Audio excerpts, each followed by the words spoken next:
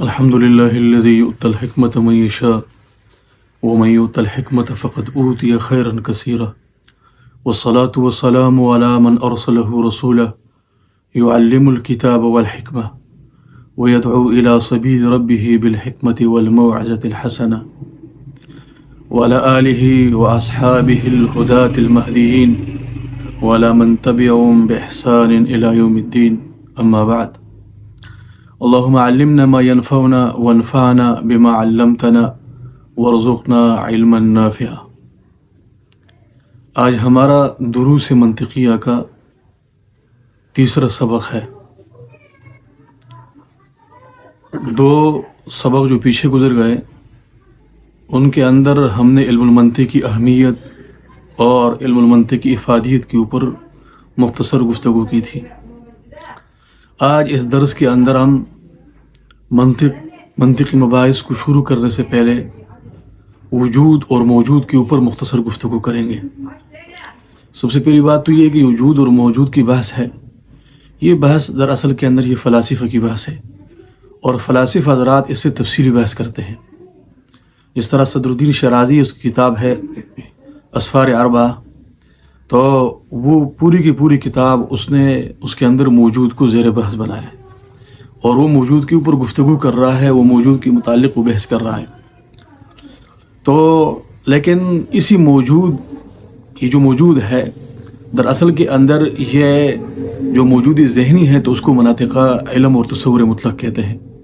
تو اسی لیے ہم مختصر سی بات وجود اور موجود کے اوپر کریں گے۔ تو جو وجود ہے تو وجود یہ بدہی ہے، اس لیے علماء کہتے ہیں اہل علم کہ وجود بدہی ہے اور یہ معقول بنفس ذاتی ہی ہے، یعنی وجود بدہی ہے اور اس کی تعریف کی ضرورت نہیں ہے اور نہ اس کی تعریف کی جاتی ہے، اس لیے کہ یہ معقول بذاتی ہی ہے۔ وجود ایک ایسی چیز ہے جس کو کسی کو بھی وجود سے کوئی انکار اور وجود سے انکار نہیں کر سکتا۔ جس طرح دیکھیں ایک بچہ ہے، جب وہ جو ہی یعنی پیدا ہونے کے بعد وہ اس کے اندر ایک چاہت ہوتی ہے، اگر اس کو بھوک لگتی ہے تو وہ رونے پڑتا ہے۔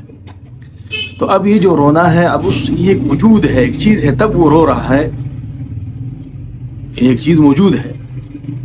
تو وجود یہ ایک بدہی چیز ہے اور یہ معقول بذاتی ہی ہے، یعنی اس کی کوئی ایسی تعریف نہیں ہو سکتی کہ اس کی کوئی تعریف کی جائے۔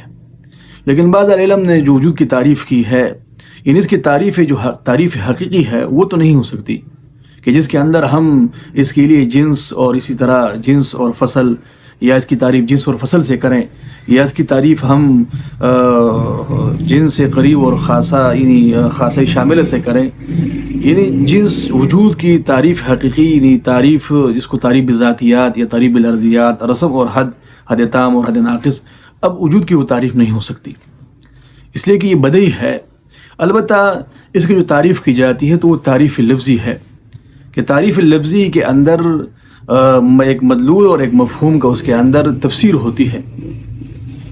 تعریف لفظی کے اندر ایک تفسیر ہوتی ہے، ایک چیز کا وہاں پر استحضار ہوتا ہے، یعنی ایک چیز کو حاصل کیا جاتا ہے اس کے اندر۔ تو تعریف لفظی تو اس کی جاتی ہے، جس طرح فلاسفہ نے وجود کی تعریف لفظی کی ہے کہ وجود اسے کہا جاتا ہے العین الثابت، اسی طرح الذی یخبر الذی یمکن ان یخبر عنہ۔ اب یہ جو تعریفات ہیں تو یہ تعریفات وجود کی، یہ تعریفات ہے، یہ اس کی تعریفات لفظیہ ہیں۔ اب وجود ایک بدہی چیز ہے، اس کو ہم تفہیم کے لیے بھی کہہ سکتے ہیں کہ وجود وہ چیز ہے جب وہ کسی ماہیت کے ساتھ ملے تو اس ماہیت کو وجود حضیرت العدم سے وہ حضیرت الوجود میں لے کے آ جاتی ہے۔ وہ اس ماہیت کو معدومیت سے، معدوم سے نکال کر اس کو وہ وجود کے اندر لے کے آ جاتی ہے۔ وجود ایک ایسی چیز ہے، وہ جس چیز کے ساتھ ملے تو اس کو عدم سے، عدم کی تاریکیوں سے وہ اس کو وجود کی طرف لے کے آ جاتی ہے، اور اس کو وہ جس کی وجہ سے وہ چیز موجود ہو جاتی ہے۔ تو وجود کی جو تفصیلی مباحث ہیں انشاءاللہ وہ ہم قواعد الفلسفہ کے اندر، اور جو فلسفی مباحث ہے اس کے اندر ہم کریں گے۔ یہاں صرف مختصر طور پہ وجود کی، باعتبار وجود کی جو اقسام ہیں، تو اس کی یعنی عام اہل علم اس کی 5 اقسام بتاتے ہیں کہ ایک چیز کا ایک ہوتا ہے وجود حقیقی، جس کو ہم وجود خارجی بھی کہہ سکتے ہیں، اور ایک ہوتا ہے ایک چیز کا وجود ذہنی، اور ایک ہوتا ہے ایک چیز کا وجود لفظی، اور ایک ہوتا ہے وجود کتبی، اور 5ویں جو وجود کی قسم ہے وہ ہے موجود نفس الامری۔ تو وجود کی یہ 5 اقسام ہیں: وجود خارجی، وجود ذہنی، وجود لفظی، اور وجود کتبی، جو کتابتاً جو نقوش ہوتے ہیں، اور 5ویں قسم وہ وجود نفس الامری ہے، موجود نفس الامری ہے۔ وجود خارجی وہ تو ایک چیز کی جو حقیقت خارجی ہوتی ہے، جس کو الماہیت الخارجہ، یعنی وہ جو ماہیت خارج ہے کسی چیز کی، اس کو وجود خارجی کہا جاتا ہے، الماہیت الخارج اس کو کہا جاتا ہے۔ ہر وہ ماہیت خارجہ جو موجود فی الخارج اس کو موجود خارجی کہا جاتا ہے۔ تو یہ اسی طرح وجود مثال کے طور پہ اب دیکھیں زید ہے، عمر ہے، بکر ہے، اب آپ حضرات ہیں، اسی طرح مثال کے طور پہ یہ موبائل ہے، یہ کتاب ہے۔ تو یہ جو چیزیں ہیں یہ وجود خارجی ہے، یعنی خارجی جہان کے اندر یہ اپنے ایک وجود رکھتی ہیں، جس کو کہتے ہیں ظرف الخارج، کہ ظرف الخارج کے اندر اس کا ایک وجود ہے، یہ اپنے ایک وجود رکھتی ہیں، اس کو وجود خارجی کہا جاتا ہے۔ دوسری وجود کی قسم وہ وجود ذہنی ہے۔ وجود ذہنی اس سے جو انتزاعی مفہوم ہے کہ جو ہے ایک لفظ بولا جاتا ہے، اس لفظ کی جو تصویر اور اس کی جو صورت ہوتی ہے، جس کو مناطق ذیل اور عکس کہتے ہیں، تو اس ذیل اور عکس کو وجود ذہنی کہا جاتا ہے، اس کو وجود مثالی بھی کہا جاتا ہے۔ مثال کے طور پہ اب زید ہے، عمر ہے، بکر ہے، کوئی بھی لے لیں آپ، اب ان کی ایک صورت، جب آپ اس کو صورت کو دیکھتے ہیں تو ایک تو ان کا وجود خارجی ہے جو ظرف الخارج کے اندر موجود ہے، اور ایک اس کی جو تصویر ہے، ایک ان کے جو ذیل اور عکس ہے، تو وہ ذیل اور عکس جو ذہن کے اندر آتا ہے تو اس کو کہا جاتا ہے وجود ذہنی کہا جاتا ہے۔ اور تیسرا وجود لفظی ہے۔ وجود لفظی کے اس کو کہا جاتا ہے کہ جس سے اس چیز کو الفاظ کے اندر تعبیر کیا جاتا ہے، اس کو وجود لفظی کہا جاتا ہے۔ جس طرح میں نے زید کا لفظ کہا ہے، تو جو زید کا لفظ جو میرا اپنی زبان سے نکالا ہے، تو اب یہ اس کا وجود لفظی ہے۔ اور ایک ہے وجود کتبی، جس کو وجود کتابتی کہا جاتا ہے۔ کتابت کا جو وجود ہے کہ ایک لفظ کو لکھا جاتا ہے، آپ زید، عمر، بکر کو خارج کے اندر لکھیں گے، جو نقوش ہیں، ان کو کہا جاتا ہے وجود کتبی۔ تو وجود کی یہ 4 قسمیں، اور ایک وجود نفس الامری ہے۔ وجود نفس الامری سے کہا جاتا ہے کہ جو نفس الامر کے اندر موجود ہو، جو واقع کے اندر موجود ہو۔ یہاں 2 چیزیں ہیں، ایک ہے خارج اور ایک ہے واقعہ۔ یہ واقعہ اور نفس الامر یہ دونوں ایک چیز ہیں، اور خارج اب یہ عموماً عام تعبیرات کے اندر اسی نفس الامر کو بھی واقع سے تعبیر کیا جاتا ہے، لیکن واقعہ اور چیز ہے، اور خارج جو خارج ہوتا ہے، وجود خارجی، وہ اور چیز ہے۔ ان دونوں کے درمیان آگے ہم نسبت بیان کریں گے کہ موجود خارجی اور موجود نفس الامری کے اندر ایک نسبت ہے، وہ نسبت ہے عموم خصوص مطلق کی نسبت ہے۔ عموم خصوص مطلق کی نسبت، یعنی ہر موجود خارجی یہ تو موجود نفس الامری ہے، لیکن ہر موجود نفس الامری یہ موجود خارجی نہیں ہے۔ اس لیے کہ موجود نفس الامر اس کو کہا جاتا ہے جو ایک واقعہ جو نفس الامر اور واقع کے اندر موجود ہو۔ اس کی ایک مشہور مثال ہے، جس طرح طلوع شمس اور وجود النہار کے درمیان ملازمہ ہے، تو وجود الشمس اور طلوع النہار کے درمیان جو ملازمہ ہے، تو اب یہ ملازمہ یہ موجود نفس الامری ہے۔ اب یہ ملازمہ یہ واقعی ہے۔ واقعی کا معنی یہ ہے کہ کوئی اس کو مانے یا نہ مانے، یعنی فرض فارض اور اعتبار معتبر پہ موقوف نہیں، بلکہ یہ ایک حقیقت واقعیہ ہے۔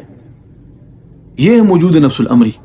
موجود نفس الامری کیسے وجود میں آتا ہے، اور اس کے جو وجود کے اوپر دلائل ہیں، انشاءاللہ وہ ہم قواعد الفلسفہ اور جو دروس فلسفی ہے اس پہ ہم بات کریں گے۔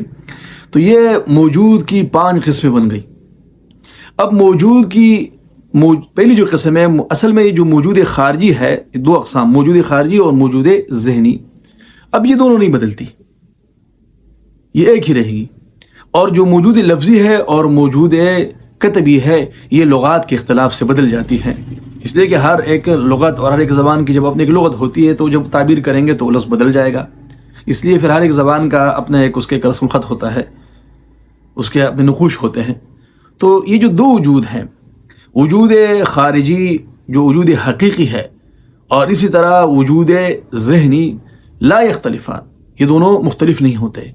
اور جو دو وجود ہیں یعنی وجود کتبی اور وجود کتبی اور وجود لفظی، یہ جو دو وجود ہیں تو یہ مختلف زبانوں کے اختلاف اور لغات کے اختلاف کی وجہ سے ان دونوں کے اندر اختلاف آتا ہے. تو آج ہم بات کریں گے موجود ذہنی کے اوپر، اس لیے کہ مناطقہ یہ موجود خارجی سے بحث نہیں کرتے، اس سے فلاسفہ بحث کرتے ہیں عیان خارجیہ سے، کہ اب ایک عین خارجی ہے، ایک چیز ہے تو وہ کس چیز سے مرکب ہے، حیولہ سے مرکب ہے، صورت جسمیہ سے مرکب ہے، اور اس طرح صورت شخصیہ ہے، اس سے بعض فلاسفہ کرتے ہیں. مناطقہ وہ موجود ذہنی سے بات کرتے ہیں، موجود خارجی سے بات نہیں کرتے. موجود ذہنی یعنی جس کو کہا الصورۃ الحاصلۃ من الشیء عند العقل، یہی تعبیر ہے. اس کو آگے پھر مناطقہ علم سے تعبیر کریں گے موجود ذہنی کو. تو اصولی طور پہ مناطقہ بحث کرتے ہیں وجود ذہنی سے. اچھا، اب یہاں پر ایک بات رہ گئی ہے کہ یہ جو موجودات ثلاثہ ہیں ان کے درمیان نسبت ہے. تو موجود خارجی اور موجود نفس الامری کے درمیان ہم نسبت بیان کر چکے ہیں کہ ان دونوں کے درمیان نسبت عموم خصوص مطلق کی نسبت ہے. اس لیے کہ موجود خارجی یہ اخص مطلق ہے اور موجود نفس الامری عام مطلق ہے. ہر موجود خارجی موجود نفس الامری ہے، لیکن ہر موجود نفس الامری موجود خارجی نہیں ہے. موجود ذہنی اور موجود نفس الامری کے درمیان نسبت ہے وہ عموم خصوص من وجہ کی نسبت ہے. مادہ اجتماعی کی مثال جس طرح چار کا جفت ہونا، اب یہ موجود ذہنی بھی ہے اور موجود نفس الامری بھی ہے. مادہ افتراقی کی مثال کہ موجود ذہنی ہو لیکن موجود نفس الامری نہ ہو، جس طرح قضاء کاذبہ ہے، السماء تحتنا والارض فوقنا، یہ جتنے جھوٹ ہیں قضاء کاذبہ جنہیں کہا جاتا ہے، تو وہ موجود ذہنی تو ہوتے ہیں لیکن وہ موجود نفس الامری نہیں ہوتے. اور تیسری قسم ہے وہ تیسری جو مادہ ہے کہ موجود خارجی ہو لیکن موجود ذہنی نہ ہو، جس طرح باری تعالیٰ ہے. اب باری تعالیٰ وہ موجود خارجی ہے لیکن موجود ذہنی نہیں ہے. وہ موجود خارجی ہے لیکن موجود یعنی باری تعالیٰ جو ہے وہ موجود نفس الامری ہے لیکن وہ موجود ذہنی نہیں ہے. تو یہ نسبت ہے موجود ذہنی اور موجود نفس الامری کے درمیان، نسبت ہے عموم خصوص من وجہ کی. اچھا، اب مناطقہ جو بحث کرتے ہیں تو مناطقہ وہ موجود ذہنی سے بحث کرتے ہیں، اس لیے کہ منطق وہ معقولات کا نام، معقولات ثانویہ کا نام ہے. تو معقولات ثانویہ یہی موجودات ذہنیہ ہیں. تو ان موجودات ذہنیہ سے مناطقہ بحث کرتے ہیں. اب یہ جو موجود ذہنی ہے اس کے مختلف نام ہیں. اس کو موجود ذہنی بھی سے کہا جاتا ہے. اس کے چار نام ہیں: موجود ذہنی، علم، تصور مطلق، موجود ذلی، موجود مثالی. جس طرح آپ امام شاہ ولی اللہ رحمۃ اللہ کی کتابیں دیکھیں گے، الخیر الکثیر وغیرہ، اور ان کی جو دیگر کتابیں ہیں، شاہ صاحب کا ان کا اپنا کہ فلسفہ ہے، تو وہ اسی کو تعبیر کریں گے موجود ذلی اور موجود مثالی وغیرہ. ایسے تعبیرات وہاں کتابوں کے اندر موجود ہیں. اور ایک ہے موجود خارجی. تو موجود خارجی کے تین نام، اس کو موجود خارجی بھی کہا جاتا ہے، اور اس کو موجود حقیقی بھی کہا جاتا ہے، اور اس کو موجود عینی بھی کہا جاتا ہے. تو اب یہ ان کے نام ہیں. باقی ان دونوں کے درمیان جو قواعد ہیں وہ ہماری کتاب قواعد المنطق کے اندر تفصیلی طور پہ قواعد موجود ہیں، اور ہم نے ایک ہی لفظ کو مختلف تعبیرات سے ادا کیا ہے، کبھی ایک تعبیر سے، کبھی دوسری تعبیر سے، کبھی تیسری تعبیر سے، تاکہ ایک بات وہ آدمی اس کو کس طریقے سے اس کو سمجھ سکے. اچھا، اب آتے ہیں اس بات کی طرف، اجراء کی طرف آتے ہیں. جو منطق کا اجراء ہے اس کے متعلق مختصر سی بات یہ ہے کہ منطقی اجراء اور منطقی تطبیقات، چونکہ اصل کے اندر منطق تو معقول ہے، لیکن کبھی کبھی معقول کے لیے ہم ایک مصداق بتا دیتے ہیں کہ یہ اس معقول کا مصداق یہ ہے، اس کی مثال یہ بن سکتی ہے، اس کی مثال یہ بن سکتی ہے. تو ہمارے جو اجراء کا طریقہ ہے وہ طریقہ تدریجی اور ارتقائی طریقہ ہے. تدریجی کا معنی یہ ہے کہ ایک سبق ہم پڑھیں گے. مثال کے طور پہ آج ہم نے سبق پڑھ لیا ہے موجودات کا، موجود خارجی اور موجود ذہنی، اور ان کا پڑھ لیا ہے. تو اب ہم ایک مثال کو اٹھائیں گے، اس مثال کے اندر اسی سبق کا ہم اجرا کریں گے جو سبق ہم نے پڑھ لیا ہے. اور جب ہم دوسرے سبق پڑھیں گے تو پھر دوسرے سبق کے اندر ہم نے اس پہلے سبق کا بھی اجرا کرنا ہے اور ہم نے دوسرے سبق کا بھی اجرا کرنا ہے. اسی طرح جب ہم تیسرے سبق پڑھیں گے تو تیسرے سبق کے اندر ہم نے جو پیچھے دو سبق گزر گئے ان دونوں کا اجرا کرنا ہے. اسی طرح آگے چلتے جائیں، اگر ہم 5 سبق پڑھیں تو 5 سبقوں کے اندر ہم نے پیچھے جو 4 اسباق گزر چکے ہیں تو ان 4 کے 4 اسباق کا ہم اس کے اندر اجرا اور تطبیق کریں گے اور ایک منضبط طریقے سے ایک انضباط، کیونکہ اجرا کے اندر جب انضباط نہیں ہوتا، اجرا منضبط نہیں ہوتی تو وہ پھر اس کو سمجھنا یا اس کو بیان کرنا یا اس کی تعبیر پھر وہ مشکل ہو جاتی ہے۔ تو یہ ایک طریقہ ہے ہمارے منطق کے اجرا کا جو طریقہ ہے، اور تو اس منطقی اجرا کے اندر ہم ایک لفظ اٹھائیں گے، اس لفظ کے اندر جو سبق ہم نے پڑھا ہے ہم اسی کی تطبیق کریں گے، اس کے اندر اسی سبق کے اندر اس کے اندر تطبیق کریں گے۔ اچھا، تطبیق کے حوالے سے ایک بات ذہن نشین رکھیں آپ لوگ کہ جب ہم تطبیق کرتے ہیں تو تطبیق کے اندر کبھی ایسا ہوگا کہ ہم ایک چیز کی مثال دیں گے تو کبھی وہ اس چیز کی مثال وہ واقعہ اسی کی مثال ہی ہوگی، جس کو ہم مصداق واقعی کہہ سکتے ہیں کہ واقعہ اس کی مصداق واقعی ہے، اور کبھی کبھی ایسا ہوگا اس کا کہ ہم ایک چیز کی مثال دیں گے لیکن حقیقت کے اندر وہ اس چیز کی مثال نہیں ہوگی، بلکہ وہ تقریب فہم کے لیے ہم ایک مثال دیں گے کہ اس کی آپ مثال یوں سمجھ لیجئے، اس کی مثال یوں آپ سمجھیں تاکہ ایک طالب علم اس کو صحیح طریقے سے ایک بات کو سمجھ سکے اور اس کو ایک بات سمجھ میں آئے۔ تو ہم نے اس کو اسی طریقے سے اجرا جو ہم نے کرانا ہے وہ ایسا اجرا ہے۔ پھر اس کے اندر اجرا کا ایک طریقہ ہے تصورات کا، تو اس میں ایسا اجرا کریں گے، اور پھر دوسرا طریقہ اجرا کا تصدیقات کے اندر ہم اجرا کروائیں گے۔ پھر اس کے اندر ہم ایک، جس طرح نحو کے اندر ایک قضیہ ہوتا ہے، ایک جملہ ہوتا ہے، اس جملے کی ترکیب کی جاتی ہے، اسی طرح ہم منطقی تطبیقات اور منطقی ترکیب وہاں پر ہم تصدیقات کے اندر کریں گے۔ اب یہاں پر جو قواعد المنطق کے اندر ہم نے چند مثالیں یہاں دی ہیں کسی چیز، مثال کے طور پر دیکھیں زید کو، تو زید کے اندر جب ہم اجرا کریں گے تو زید موجود ذہنی اس لیے کہ موجود فی ذہن ہے، یعنی ہم اصطلاح پڑھیں گے، اصطلاح کے آگے جو اس کی تعریف ہے تو تعریف کو اس لیے ہم تعبیر کریں گے تاکہ وہ اس کا استحضار رہے، وہ یاد رہے، اس کا مقصد صرف اتنا ہی ہے۔ اسی طرح ہم اب انقا ہے، اب انقا موجود ذہنی اس لیے کہ موجود فی ذہن ہے، یہاں تک پڑھیں گے بس، اور کہ بلکہ اس کے جو نام ہیں ہم وہ نام بھی ساتھ ساتھ پڑھیں گے تاکہ ان ناموں کا استحضار بھی ہو کہ انقا موجود ذہنی، موجود ذلی، موجود مثالی، ایسے۔ اسی طرح کوئی اور مثال آپ لے لیں، ہم اس کو ایسے ہی اجرا کریں گے اس کے اندر۔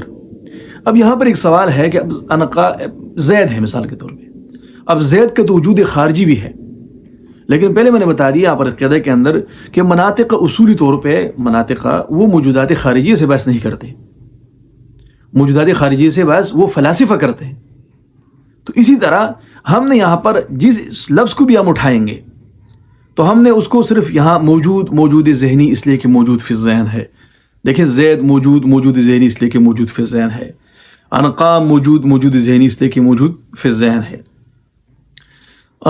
مدرسۃ موجود ذہنی اس لیے کہ موجود فی ذہن ہے، قلم موجود ذہنی اس لیے کہ موجود فی ذہن ہے، یعنی یہاں اس کا اپنے قلم، مدرسہ اور کتاب کا موجود خارجی بھی ہے، لیکن ہم نے موجودات خارجیے سے بحث نہیں کرنی بلکہ ہم نے بحث صرف موجودات ذہنیے سے کرنی ہے، اس لیے کہ جب ہم آگے اس ترکیب کو چلائیں گے تو آگے ہم نے اس موجود ذہنی کو ہم نے علم اور تصور مطلق کہنا ہے۔ اب ظاہر ایک چیز کو اگر ہم موجود خارجی کہیں گے تو پھر موجود خارجی کی تعبیر پھر ترکیب آگے وہ نہیں ہو سکے گی، تو اس لیے ہم نے یہاں یہ ایک ترکیب کا طریقہ ہے منطقی اصطلاحات کی تفہیم کے لیے اور اس کی تشریح کے لیے کہ ہم منطقی اصطلاحات کو سمجھ سکیں اور اس کی ہم تطبیق کر سکیں۔ تو چونکہ آج تو ہمارا تیسرا سبق ہے، ہم پورے کا پورے اجرا ایک سبق کے اندر وہ مشکل ہے اور نہیں ہم کر سکتے ہیں، تو اسی تدریجاً ہماری مختصر دروس ہیں، اسباق ہیں، تاکہ اس کو جو اہل ذوق ہیں اس کو سمجھ سکیں اور وہ اس سے کچھ فائدہ اٹھائیں۔ تو یہ آج ہمارے قواعد منطقیہ کا اور قواعد المنطق کا تیسرا سبق تھا، جس کے اندر موجودات ثلاثہ بلکہ موجودات خمسہ، موجود خارجی، موجود ذہنی، موجود لفظی، موجود کتبی اور موجود نفس الامری کے متعلق ہم نے مختصر سی گفتگو کی۔